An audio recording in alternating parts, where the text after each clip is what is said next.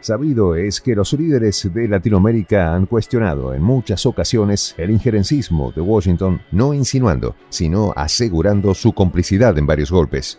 El complot contra Salvador Allende no se olvida. Sin embargo, lo llamativo de lo que escucharás a continuación es que estas demandas han trascendido fronteras y salieron de boca del mismísimo Sergei Lavrov, canciller ruso.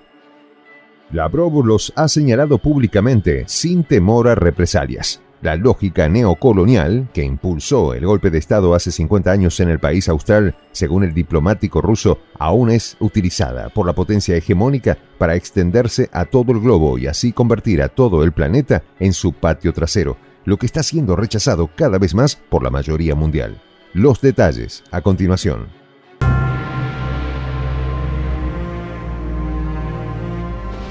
Voz de la Patria Grande. A Washington le disgusta la propia idea de que otros estados tengan derecho a elegir su propio modelo político y socioeconómico y de desarrollo que puedan guiarse por los intereses nacionales, fortalecer su soberanía estatal y respetar su identidad cultural y de civilización. Así escribió Sergei Lavrov en el medio ruso Rossiyskaya Gazeta. Como ejemplo, recordó que hace 50 años, el 11 de septiembre de 1973, se produjo en Latinoamérica un acontecimiento que conmocionó a la comunidad mundial. Un sangriento golpe de Estado que derrocó al presidente elegido por el pueblo, Salvador Allende, le permitió al país del norte instaurar una dictadura militar dirigida por el general Augusto Pinochet. El gobierno socialista liderado por Allende llegó al poder en 1970 como resultado de la libre expresión de la voluntad de los electores chilenos en el marco del procedimiento previsto en la Constitución de la República. La coalición de izquierdas, llamada de la Unidad Popular, se orientaba hacia el alejamiento de la dependencia exterior y el fortalecimiento de los principios nacionales y latinoamericanos, rechazando métodos como la discriminación, la presión, la intervención o los bloqueos, lo que incomodó a la potencia hegemónica. Cuando el pasado 25 de agosto Estados Unidos desclasificó los informes referentes al golpe de Estado que se ejecutó en Chile 50 años atrás, dejó en evidencia lo que el canciller ruso denunció en el artículo y es la participación estadounidense en el mismo.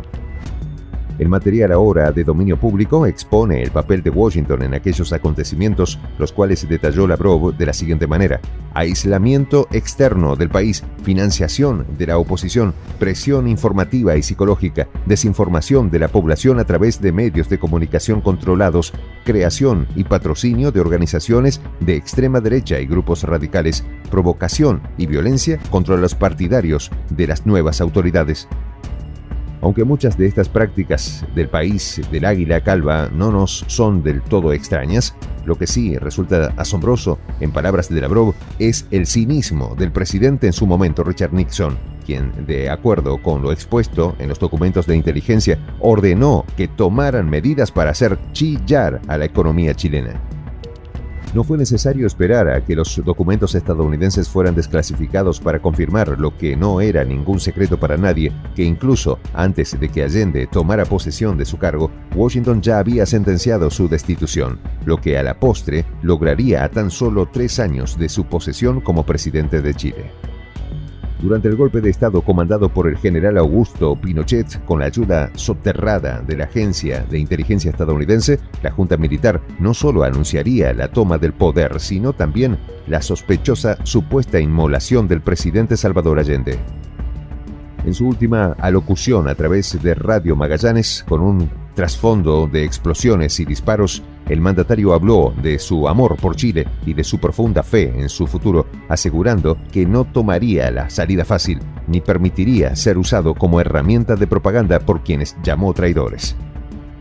Aunque Allende había sufrido 3 derrotas anteriores, finalmente se proclamaría presidente de Chile por tan solo 40.000 votos, alcanzando, antes del canalla golpe, nacionalizar el cobre, sector que, según palabras de su biógrafo, Mario Amorós, era estratégico para la burguesía chilena y el imperialismo estadounidense, quienes actuaron con contundencia. Joan Garcés, el asesor más cercano a Allende y quien se convertiría en el artífice de la histórica detención de Pinochet en Londres en 1998, recordó que Allende se convirtió en el primer presidente socialista del mundo en llegar al poder a través de la vía democrática.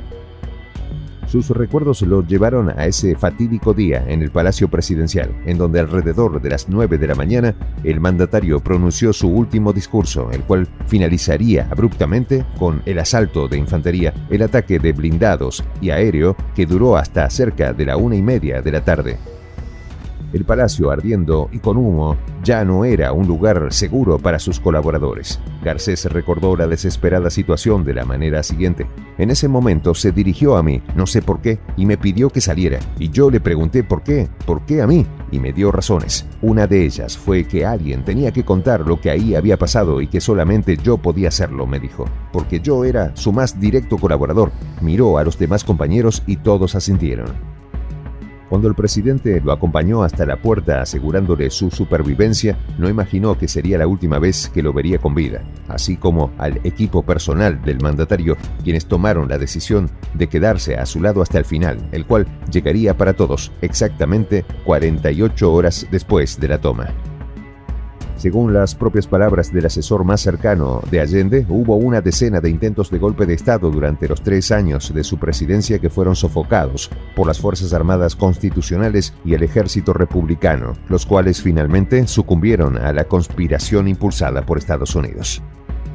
Uno de los que se negaría a cumplir las órdenes de Washington de evitar a toda costa la llegada de Allende al poder o de una vez en la magistratura darle un golpe de Estado sería el comandante en jefe de las fuerzas militares, René Schneider, quien un mes después de que Allende fuera elegido presidente fue bloqueado mientras iba en su vehículo, siendo posteriormente ultimado por jóvenes de los comandos electorales del derrotado candidato conservador Jorge Alessandri.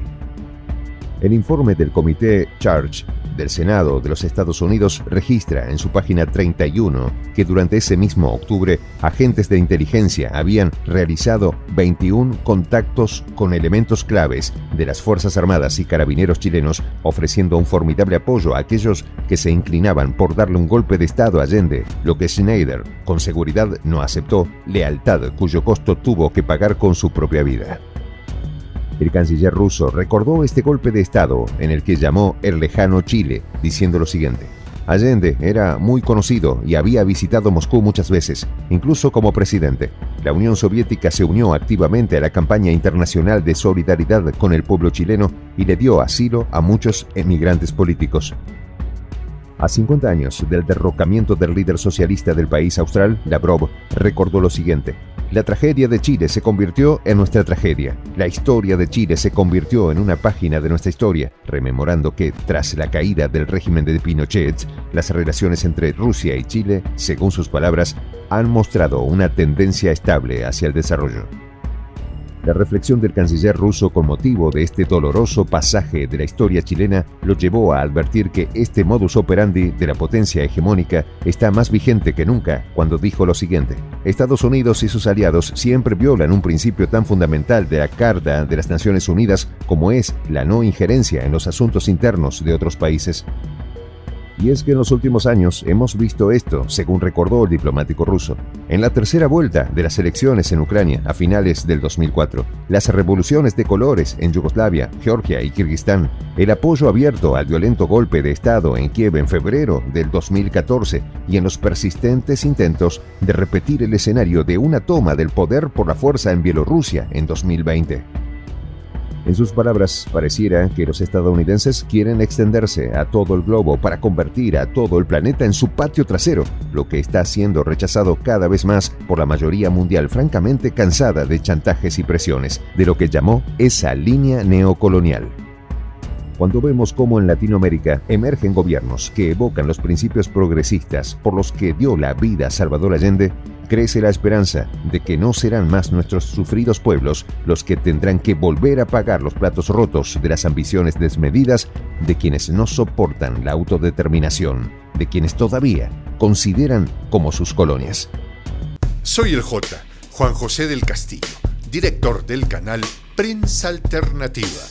Si quieres ser parte de la comunidad de la Patria Grande, suscríbete a nuestro canal. Si es que quieres que te lleguen las notificaciones cada vez que subimos un video, activa la campanita. Si quieres apoyar a nuestro canal económicamente, puedes hacerlo a través de PayPal. El enlace está en la descripción del video.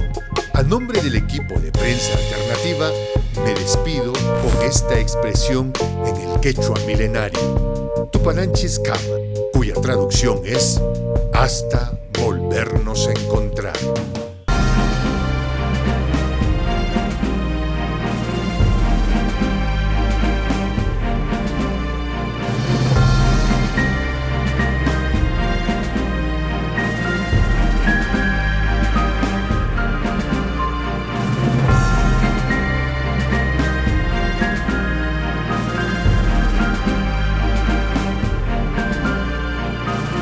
Voz de la Patria Grande.